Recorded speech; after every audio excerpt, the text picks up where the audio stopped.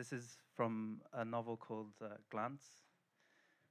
It's about two men who witness a traffic accident, with one of them coming to regret subsequently getting involved with the eponymous Glance. Thank you, David, for the invitation and for the translator as well.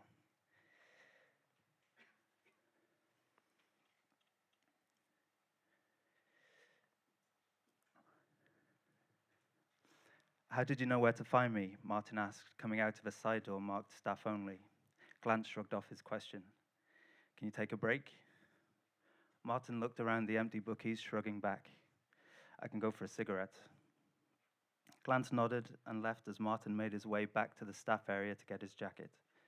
The betting shop was long and narrow, drab and windowless. Its dimensions seemed elongated, the glassed-off counter uncannily recessed as the eye from the doorway was dragged through stale air harrowed by fluorescence. A constant buzzing about the place, the dull and worn linoleum floor, tarnished where the punters most often stood, and the fading paint further flattening the light, extracting the room further from the city outside. 3 fruit machines were lined up along the wall. Only one of them, however, appeared to be working, its display and buttons flashing with misplaced urgency, its sound turned off. There was a television rigged high in the corner, secured with a chain to the metal bracket that affixed it to the wall. For the moment, it was only showing ads. Down the opposite side of the room, a narrow ledge jutted, the odd stubby pen or pencil lying in the rut that ran along its top. Above that was a corkboard which had been painted over. There were no other decorations on the walls, no posters, flyers, or personal ads. There were no customers either, of course, though a bin in the corner filled with crumpled slips might have copped up a memory of busier hours. Vending machine got kicked in and they never replaced it, Martin said, stepping out into the street where Glance was waiting. There's a kettle in the back, though, if you want a tea or coffee. No milk. Glance shook his head. Martin fidgeted with a cigarette that he held in unstained fingers, tapping it against the near-empty box. He looked back into the shop and up into a corner above the counter from where a security camera watched. Well, said Glance. Martin lit his cigarette and took a long drag. I don't really have anything to tell you. Sorry, I didn't take the bus out to the depot like you said. He paced back and forth across the threshold, casting rapid glances back towards the station, his station behind the counter, and up towards the corner of the room. Glance stood completely still, his back to the wall on the right of the doorway, out of the scope of the camera's view. Were you not close enough to hear them talking, you wouldn't have known the men were in conversation. There was nothing in their demeanors or their actions to indicate any connection between them.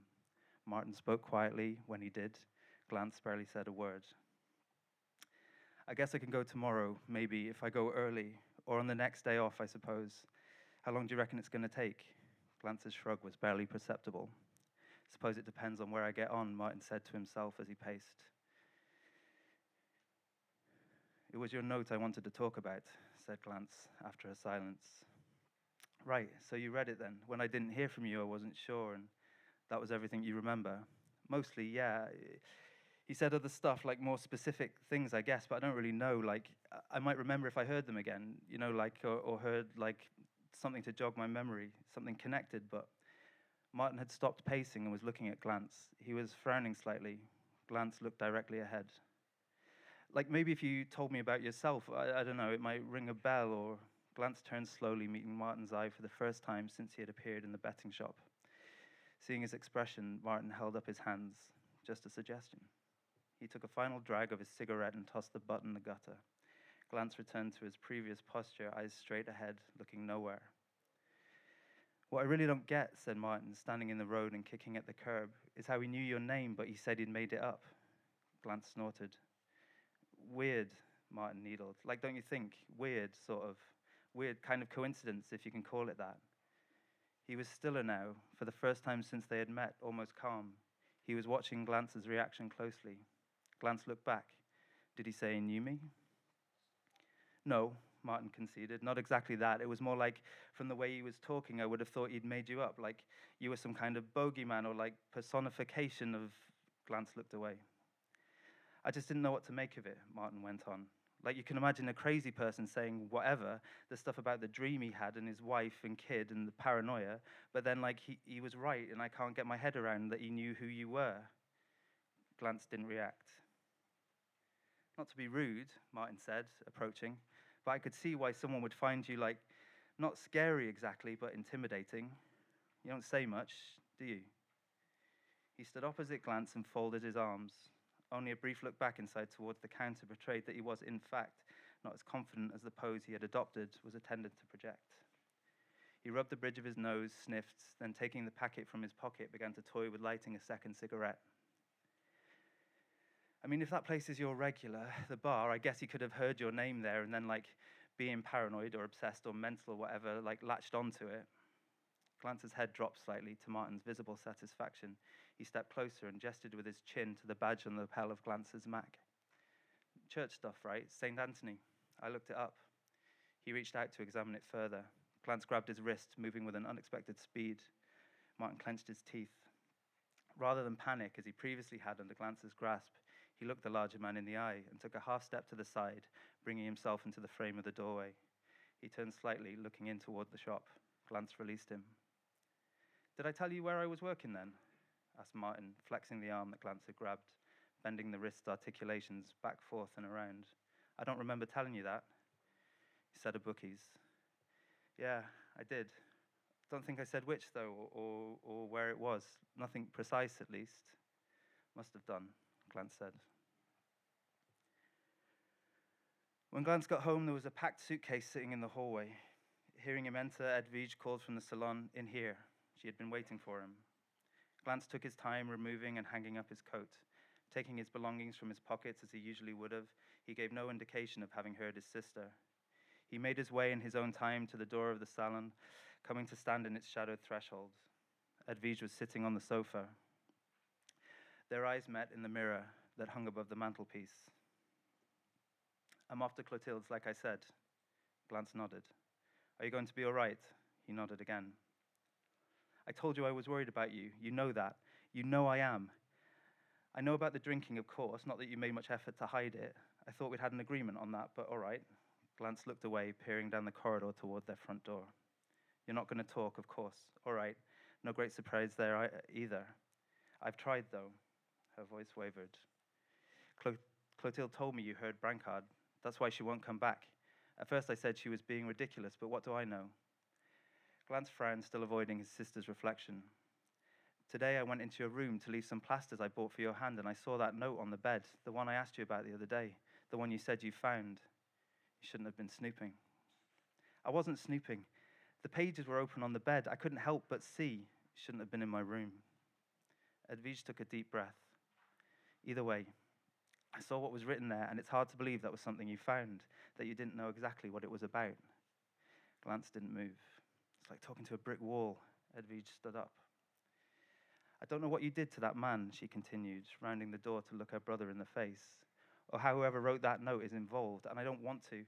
It's clear that there's nothing, though, I can do for you anymore. You haven't changed. When I took you in, I thought, I've done everything I can, everything I could. The thought you might be responsible for... And the idea that you did something to that dog, that I can't even be confident saying to Clotilde that you never would. I can't go through it all again." Edwige stopped talking and waited, looking at her brother. He said nothing, nor did any thought appear to pass behind his eyes. "Please get out of my way." Glantz stepped aside and let his sister pass. She picked up her suitcase and went to the door, pausing before opening it. "Enough," she said, her head bowed. "I'll be at Clotilde's for a couple of days, maybe a week, and I think it would be better if you weren't here when I got back. I'm sure you'll have no trouble finding yourself somewhere to stay."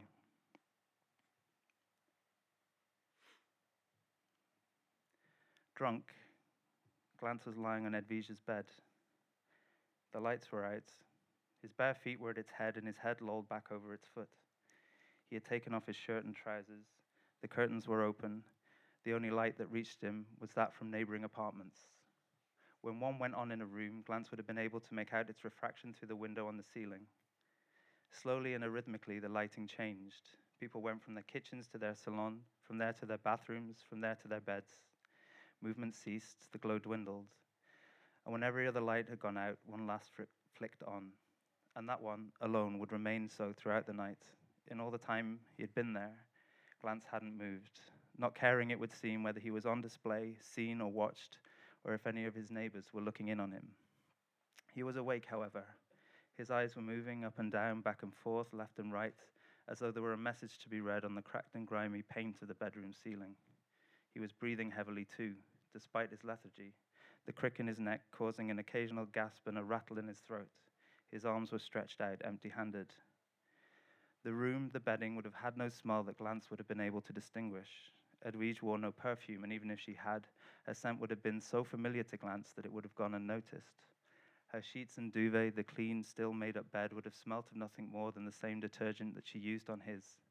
The slight residual whiff of tobacco smoke from the cigarettes Glance might have himself diligently rolled would no longer have stood out.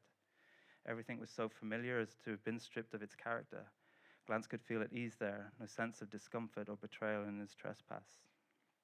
Edwige had left nothing sitting out. She must have spent the better part of the day squaring everything away, getting ready to leave, anticipating his arrival there, preparing for it, as she had also prepared what she would say. Other than a single framed photograph of their parents on top of the chest of drawers in the corner, Edwige had erased every sign of herself. What was she thinking Glance would do? Had he, when he entered, turned on the lights, he might have noticed brighter patches of paint from where the pictures had been taken down, faint outlines and thin dust where personal objects had been removed, but he had not. Nor had he noticed what else had gone missing from the hallway, from the salon, and from the kitchen. He had come back already drunk, a bag of cans clamped in his fist, and setting it down at the foot of the bed, undressed and clambered on. Glance moved. Blindly, a groping hand reached under the waistband of his pants. In his fantasies, perhaps, Glance was imagining cold fingers prizing open his legs, of kisses there up his clammy inner thigh, of the heat of someone's breath, the point of their hot tongue, its roughness, and their lips again. Out of sight, in contact with his skin, they're searching now, tongue, yes, rough and damp, seeking out a wound, seeking out a crease, caressing him, the sticky tongue wet, his labia. Glance gripped the duvet with his free hand and looked off towards the window, towards the light in that soul now lit room, there in the dark across from his, looking for your silhouette. His right hand rubbed away at himself, buried in his crotch, out of sight. And he dreamt, perhaps, that his hands were reaching into a mop of hair as the head bucked in every lap of that tongue and in the sucking of his clitoris, spit and dribble down the chin, pooling underneath his heavy buttocks. Slick fingers then, taking up the search, would press inside of him, her there between his thighs, fingers coaxing him to orgasm, probing him and stroking him, more pairs of hands than one. And as he finished and pushed the head away, the hands by their wrists extracted from him, his sister would have been there, standing over him in robes, grinning as the faceless other retreated to her embrace, Edwige her arm around them, flattening down their hair, all mussed with Glance's sweat and cum, and then to thrust a hand herself into where that head had been, withdrawing it from the darkness of his groin to hold it aloft, showing off the blood that was dripping down her palm.